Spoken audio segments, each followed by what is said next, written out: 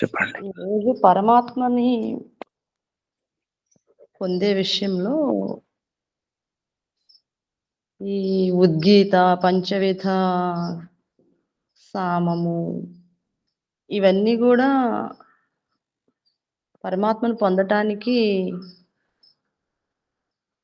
అవకాశాలు అని పెద్ద ఈ పరమాత్మను పొందటమే ఈ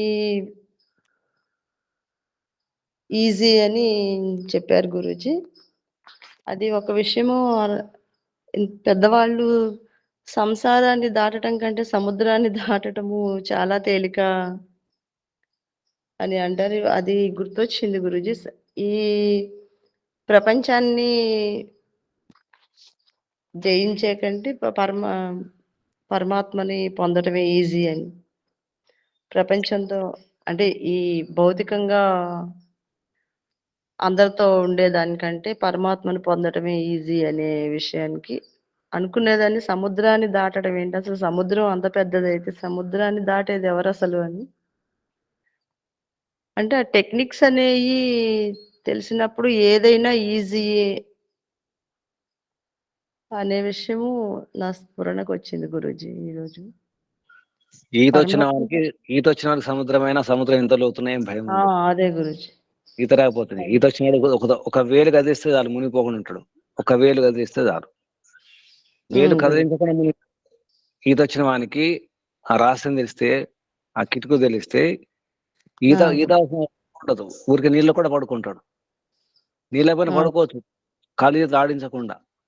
ఆ విద్య వస్తే అలా ఉంటుంది అన్నమాట. ఎందుకు పరమాత్మ సులభం అంటే ప్రపంచంలో ఎందరిని నొప్పిస్తాం. అవును గురూజీ. 4 పిల్లలు ఉంటే లేదా ఒకరిద్దరు పిల్లలు ఉంటే కూడా మనం మెప్పించలేము. ఎలా మెప్పిస్తాం. కానీ పరమాత్మ ఒకడే కదా. ఏమీ లేదు, ఏం చేసిన అవసరం లేదు. పరమాత్మ నియమాలు పాటిస్తే చాలు. ఏది సులభం ఇప్పుడు? ఇది కళ్ళు మూసుకుంటే సరిపోతుంది. అది ప్రపంచంలో వ్యవహారం చేయాలంటే కళ్ళు తెరవాలి, పరిగెత్తాలి, ఎన్నో పనులు చేయాలి, ఎన్నో రకాలు నటించాలి. ఏకపాత్ర అభినయం కాదు, అనేక పాత్ర అభినయం చేయాలి.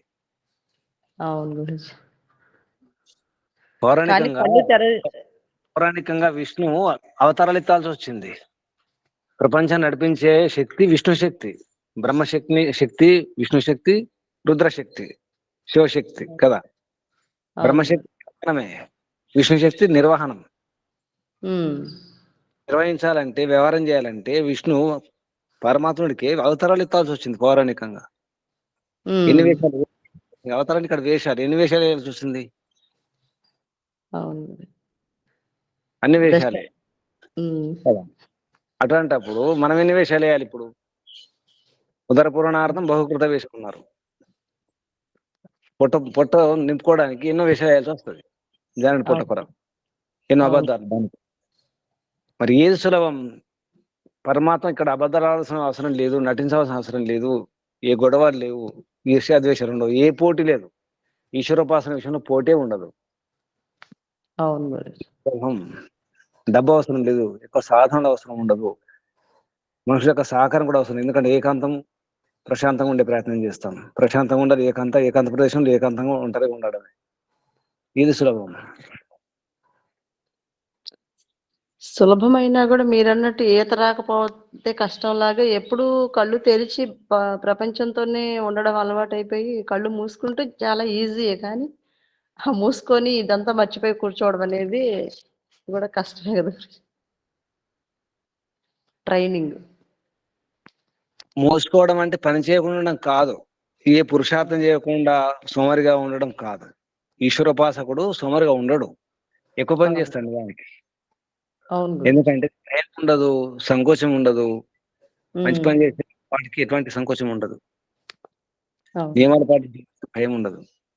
ఏ పోలీస్ అంటే భయం ఉండదు, ఏది భయం ఉండదు. దొంగలకే భయం పోలీసులు అంటే.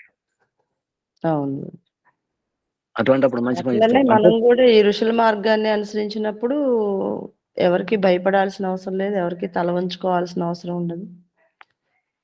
అపరాధం కాదు కదా, అధర్మం కాదు కదా. ఎప్పుడైతే మనం ధైర్యంగా ఉంటామో బుద్ధి కూడా బాగా పనిచేస్తుంది. గురుజీ. ప్రశాంతంగా వారి బుద్ధి బాగా పనిచేస్తుంది. అవును గురుజీ. అశాంతి భయంతో ఉన్నప్పుడు బుద్ధి కూడా, ఆలోచనలు కూడా సరిగా ఉండవు. విచక్షణ వివేకం ఉంటుంది. కాబట్టి ఉమ్. ఈశ్వరోపాసనే మంచిది. ఈశ్వరోపాసన చేయకుండా వేరే ఏం చేసినా అదంతా కూడా విడ్డూరమే. గురుజీ.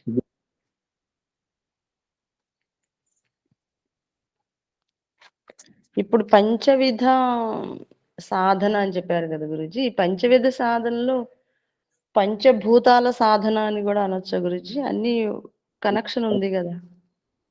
ఆ పంచ సంబంధం ఉంది, ఆ, పంచ ప్రాణాలకు సంబంధం ఉంది. తర్వాత ఇవన్నీ ఒకటొకటి వస్తాయి. గురుజీ. ఇక పంచవేద అంటే ఓంకారం చేసేటప్పుడు 5 స్థాయిలు ఉన్నాయి, 5 అవస్థలు. ఊరికే ఓం అంటే సరిపోదు. ఏం గురుజీ. ప్రయత్నం అంటే కాదు. ఓంలో కనీసం మనం గొంతు సవరించుకోవడం అదే మనం ముందు చేసుకుంటాం, అది వేరే విషయం. కానీ ప్రారంభం ఎలా ప్రారంభించాలి, ఎలా దాన్ని పై స్థాయికి తీసుకెళ్ళాలి, ఎలా దించాలి అనేది ఉంది. సంగీతం కూడా అంతే కదా. సంగీతంలో అవును. ఆరాధనలు ఉంటాయి కదా. అవునవును. ఆ రాగము, తాళం అదంతా ఉంటుంది కదా, స్వరాలు ఉమ్, ఉంటాయి కదా. ఉమ్.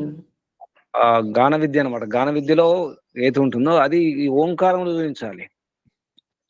గురుజీ. పంచవిధ సామగానం లేదా పంచవిధ సామ ఉపాసన ఇక్కడ ఇది. నిజానికి ఉపాసన, సామగానం ద్వారా ఉపాసన చేయడం అంటే ఈశ్వరుని యొక్క శక్తులు, ఈశ్వరుని యొక్క మహిమ ఎక్కడెక్కడ అంతా చూసుకోవడం అనమాట. ఈ భూమి మీద ఉంది, అగ్నిలో ఉంది, అంతరిక్షంలో ఉంది, సూర్యునిలో ఉంది, ద్విలోకంలో ఉంది. ఆ విధంగా అక్కడ కూడా సామగానం జరుగుతుంది, ద్విలోకంలో కూడా, సూర్యునిలో కూడా. అది అది పెద్ద అది రహస్యం అదంతా. ఈ భూమిలో కూడా, భూమి మీద కూడా, అగ్నిలో కూడా, అంతా కూడా. అగ్ని ఇప్పుడు మనం వెలిగిస్తే అగ్ని అకస్మాత్ వెంటనే పైకి జ్వాల పైకి లేవవు కదా. అవును గురుజీ. మెల్లగా. హవనం చేసేటప్పుడు మీకు అక్కడ గమనిస్తారు.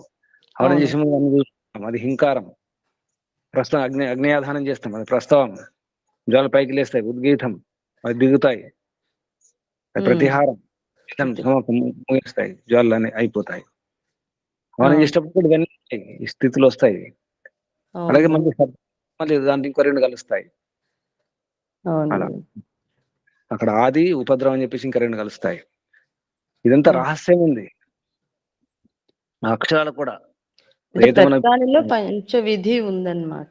పంచవిధం పంచవిధి. తప్పకుండా, పంచవిధ అంటే పంచ అవస్థలు తప్పకుండా ఉంటాయి, ఆ, ఉండాలి. ఓంకారం అంటే ఓంకారంలో చూపించాలి మనం.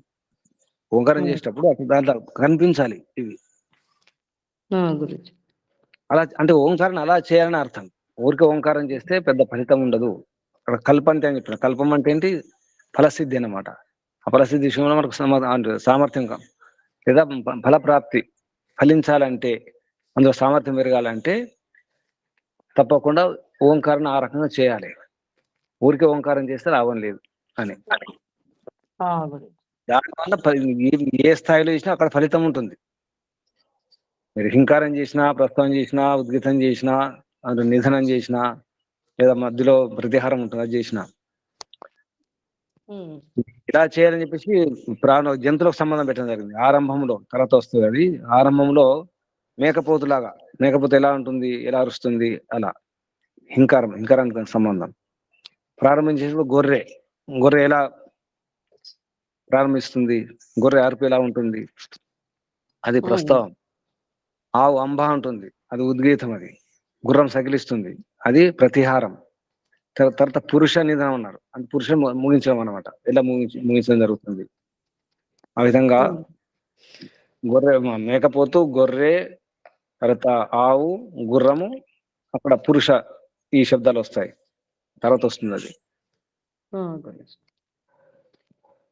ఈ రకంగా చేస్తే ఈ మోక్షం తర్వాత కానీ శరీరంలో మాత్రం కొన్ని భాగాలు శుద్ధి అవుతాయి, కొన్ని రోగాలు పోతాయి కూడా, శారీరక రోగాలు. గురుజీ. ధన్యవాదాలు గురుజీ. నమస్తే. చూడండి, కేవలం హింకారం చేసి చూడండి. హింకారం అంటే గొంతు సవరించుకోండి. అది ఆటోమేటిక్ గా వచ్చేస్తుంది గురించి, అనుకోకపోయినా కూడా సహజంగానే మనం మాట్లాడేటప్పుడైనా, ఏదైనా చదివేటప్పుడైనా మంత్రాలు, అది ఆటోమేటిక్ గా చేస్తాము ఇవన్నీ. అలాగే ఓంకారం కూడా ఇవన్నీ రావాలి. కేవలం హింకారం మాత్రం కాదు, ప్రస్తావం కానీ, ఉద్గీతం కానీ, ప్రతిహారం కానీ, నిధనం కానీ అవన్నీ రావాలి. అభ్యాసం చేసుకోవాలి. ఇది ఓంకార రహస్యం. గురుజీ. దీని గురించి యోగా పుస్తకం రాయబోతున్నాను. ఓంకారంతో రోగాలు, అంటే ఓంకారం ద్వారా రోగాలు ఎలా నయం చేసుకోవచ్చు, ఎలా చేయాలి, దీనికి ఈ సామగానం చేసిన వారు ఎవరన్నా సరైన పద్ధతితో సామగానం చేసేవారంటే ఇంకా మంచిది, అది కూడా జోడించే అవకాశం ఉంది. సంగీత రహస్యం తెలిసిన వారి యొక్క అనుభవాలు కూడా అవసరం ఉంది. దానికోసం చూస్తున్నాను. ఓంకారం రహస్యాలు చాలా ఉన్నాయి, ఎన్నో రోగాలను దూరం చేసుకోవచ్చు, మానసికంగా, శారీరకంగా. ఓం. ఇంకా సందేహాలు, ప్రశ్నలు? నమస్తే గురుజీ, ధన్యవాదాలు. ఇంకెవరైనా?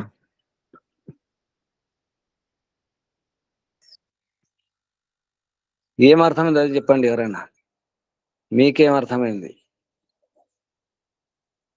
ప్రశ్నలు, సందేహాలు లేకపోతే మీకేం అర్థమైందో చెప్పండి.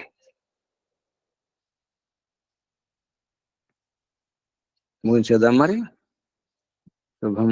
సర్వేభ్యో నమో నమః. ఓం. ఓం నమస్తే గురుజీ. ఓం నమస్తే గురుజీ. సూర్యోదయము మనము